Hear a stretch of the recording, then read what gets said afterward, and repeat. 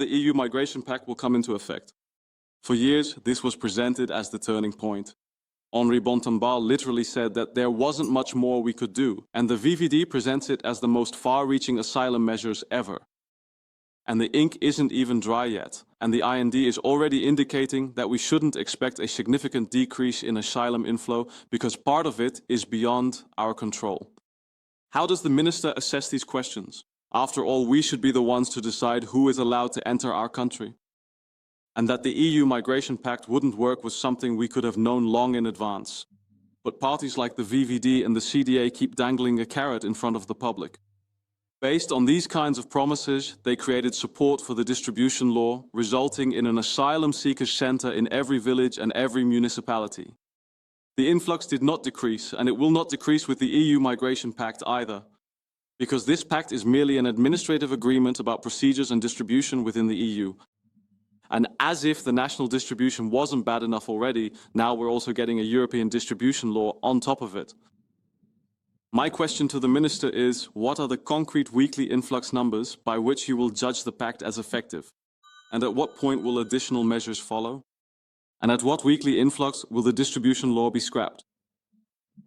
And Chairman, starting tomorrow, the phones and laptops of asylum seekers will no longer be screened upon entry. And this is one of the few effective tools to detect identity fraud and security risks.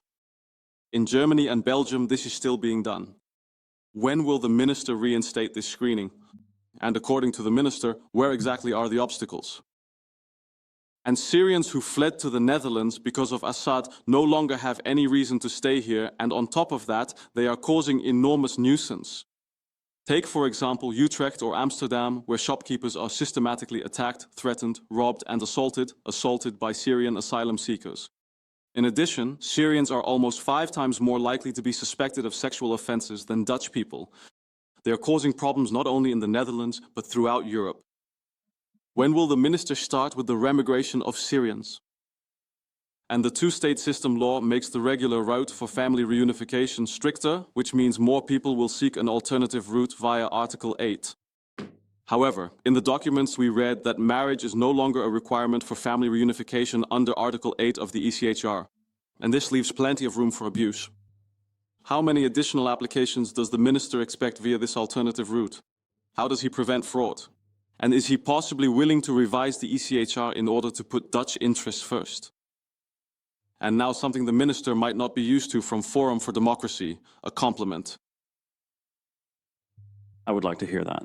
Mr. Van Osten, interruption. Keep that. Hold on to that compliment. I briefly touched upon Article 8.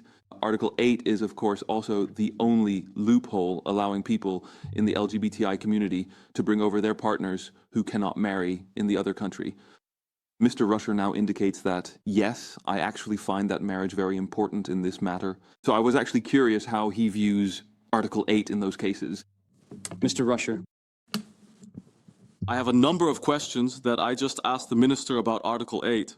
So we are afraid that people will start claiming on a massive scale that they are married. And that could also be the case for the group you just mentioned.